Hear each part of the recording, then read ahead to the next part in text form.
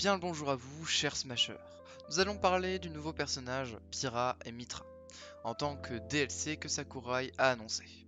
Nous allons donc parler de ses coups et de ses particularités. C'est parti.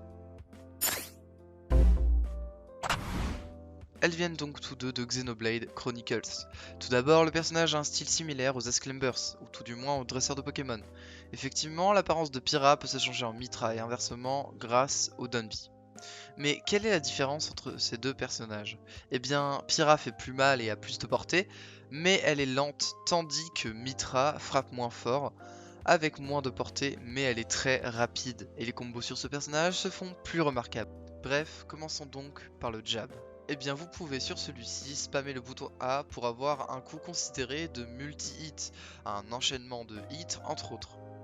Et vous pouvez dissocier un peu l'exécution du bouton A pour faire un jab normal, qui éjecte vers le haut et devant. Bref, passons au tilt.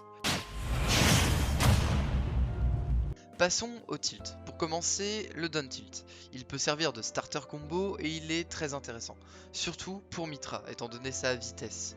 C'est un coup vers le bas qui vous éjectera vers le haut et légèrement devant. Bref, passons donc au F-tilt. C'est un coup normal, très rapide sur Mythra et lent sur Pyra, mais elle fait évidemment plus mal. Il peut être intéressant, mais on aura tout de même vu mieux. C'est un coup à vrai dire basique, il peut être intéressant, mais on aura tout de même vu mieux. C'est un coup à vrai dire basique. Maintenant, le up tilt. Eh bien, il vous permettra de commencer un combo en suivant avec un upper. De plus, avec Mythra, vous pouvez en faire deux, étant donné sa petite éjection et sa rapidité. Bien, passons donc au smash.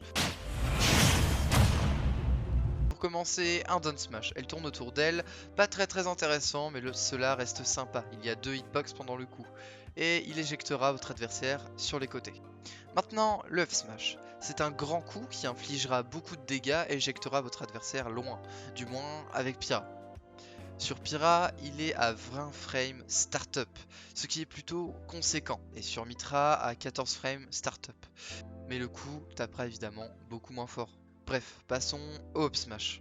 Eh bien, c'est un multi-hit, la seule chose qui différencie de Pyra et Mythra sur ceci, c'est l'hitbox. Pyra en a une en haut, sur toute l'épée, et Mythra en a sur l'épée, et elle attrape aussi sur les côtés. Bref, passons donc aux aérioles. Pour commencer, un air. Assez sympa sur Pyra, celui-ci éjectera directement. Et sur Mythra, il gardera facilement l'adversaire qui se prendra le multi-hit. Maintenant, le fer. Eh bien, pour le coup, c'est plutôt décevant. Le fer envoie certes devant, mais il envoie aussi un peu vers le haut. Cela peut être dérangeant, mais bon, celui-ci reste intéressant. Bref, passons au back air.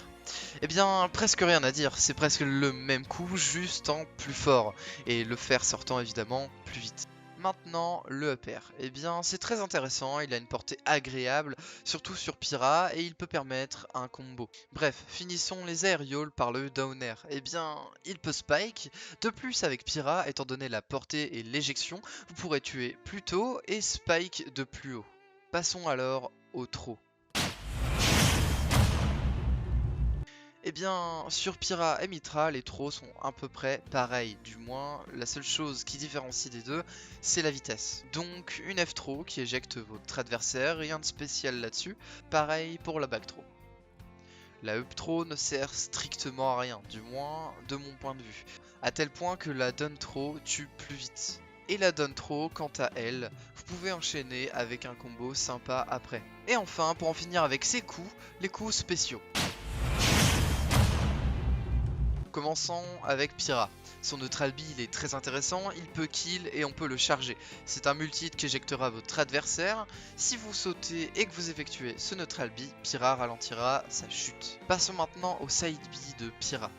Pour commencer, il permet de garder une certaine distance, il permet de mettre une pression offstage et peut tuer les personnages tels que Little Mac, bref, ceux ayant une recovery prévisible ou juste nulle. Durant ce coup, vous ne pourrez absolument rien faire sauf roll, shield ou spot dodge, donc il faudra y faire très attention. Passons alors au up B. Il est plutôt fort et vous garde dans son coup. Toutefois, il ne vous fera que remonter verticalement et non à l'horizontale. Et une fois le coup exécuté, elle vous fera remonter et si vous n'êtes pas au ledge, Pyra redescendra automatiquement. Passons aux coups spéciaux de Mythra. Tout d'abord son Neutral B. C'est un enchaînement de coups d'épée chargeable avec une petite hitbox qui est reconnue au bout de l'épée quand elle charge. C'est important à noter. Si quelqu'un vient en duo, vous pourrez l'attraper dans le coup grâce à cette hitbox. Le side B, eh bien c'est juste un enchaînement de coups d'épée de partout. Bref, passons du coup au B de Mythra. Il est très intéressant mais pas non plus très fort, il met à la même hauteur que Pyra, elle pourra prendre votre adversaire et l'éjecter et lancera des lasers à la fin du coup. Il n'est pas très intéressant, du moins par rapport à Pyra. Bref, voilà tout pour les coups. Ce personnage est donc intéressant par ses deux aspects changeables en cours de partie. Il y a deux match-ups sur un personnage, et en parlant de match-up, il faut parler des bons match-up et des mauvais match-up.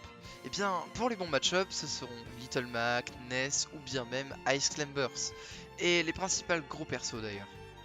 Les mauvais match-up seront pour moi Amphinobi, Joker et Pac-Man. Pour commencer, pourquoi ces bons match-up? Eh bien, Little Mac, Ness ou bien même Ice Climber, c'est très simple. Little Mac ne peut pas revenir facilement et c'est très compliqué pour lui à cause du side B Pyra ou quoi que ce soit. C'est un projectile et en offstage, je peux vous dire que Little Mac ne sera réellement pas bien. Ice Climber, c'est bien, il ne pourra pas vraiment approcher. Il y aura peut-être quelques options à tenter, mais si vous gérez avec Pyra, c'est très compliqué de gérer avec Ice Climbers derrière pour s'approcher, du moins avec une bonne option. Et pour Ness, c'est bien connu, épéiste, Ness, épéiste. Et pour les principaux gros persos, vous vous en doutez, les combos, vous pouvez faire ce que vous voulez. À vrai dire, avec le side B, vous pouvez les écarter, avec Mythra, vous pouvez enchaîner des coups, vous pouvez faire des combos. Bref, c'est du grand n'importe quoi. Et du coup, pour les mauvais match-up, il y a évidemment Amphinobi, Joker et Pac-Man. Du moins, c'est mon avis. Après, il y en a évidemment d'autres, mais ceux-là sont plus représentatifs entre guillemets. Et pourquoi ces mauvais match-up, me diriez-vous? Eh bien, c'est très simple. Amphinobi peut faire mass combo, il a un projectile, il a un contre. Bref, c'est très intéressant, il est très rapide et vous pouvez enchaîner assez facilement.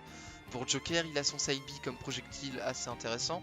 Il a lui aussi un contre et peut aussi enchaîner avec des combos plutôt sympathiques.